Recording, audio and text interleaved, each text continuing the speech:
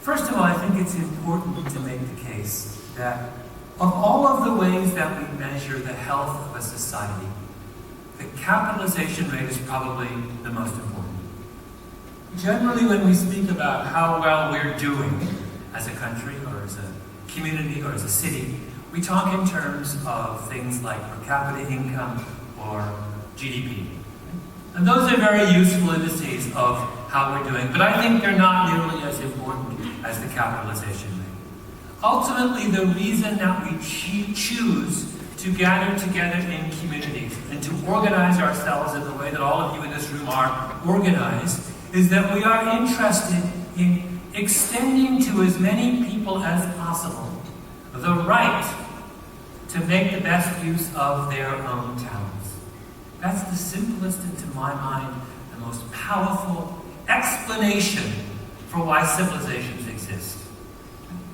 We don't live our lives and devote our energies and attentions to building a civil society like you have built here in Singapore because you want to get rich. I mean, that may be part of it. But that's not the principal reason. That's not what really motivates us as human beings. You do that because it gives you lasting pleasure and fulfillment in seeing that other people in your community, in your world, people like you, have a chance to do something with their talents. That's why we're here. Now think about the fundamental difference that exists between those two perspectives. The first argument that says that talent is a scarce commodity that you either have or you don't is fundamentally defeatist. It says if you can't succeed at something, there's nothing you can do about it. Right? That success is something that is kind of hardwired into the genetic equipment of any community.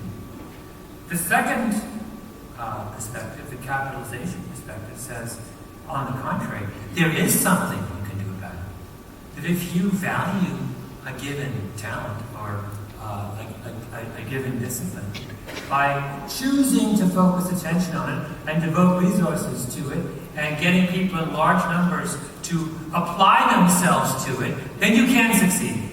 You can capitalize on something that would otherwise remain dormant.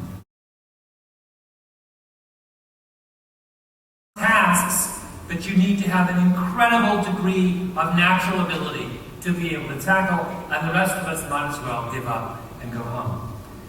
Well, what's happened in the last decade? Well, there's been a kind of quiet revolution in the world of classical piano playing. That the ways in which we teach aspiring pianists have undergone a transformation. We've gotten a lot better at coaching and training these pianists. We've gotten a lot smarter about how to recruit people into classical music. We have the kind of technique that people have used has dramatically improved. The amount of hours that aspiring concert pianists have devoted to playing has skyrocketed. And the result of that is that pieces of classical music that were once thought to be virtually unplayable by all but a very small majority of musicians are now routine.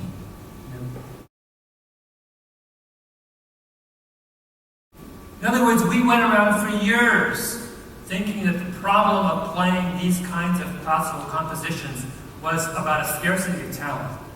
And that those of us who couldn't play them could never play them, right? It was beyond our ability. And what we realized, much to our astonishment over the last 10 years, is that it wasn't a scarcity problem at all. It was a capitalization problem. That there was a lot of talent out there that was perfectly capable of playing this kind of music, but we weren't exploiting it. I think that this is an incredibly important point, that it's so easy when it comes to human potential to fall into the trap of saying, we can't succeed at that particular skill or in that particular discipline because we're not good enough. That's always the first way we think, and it's a very easy route to fall into.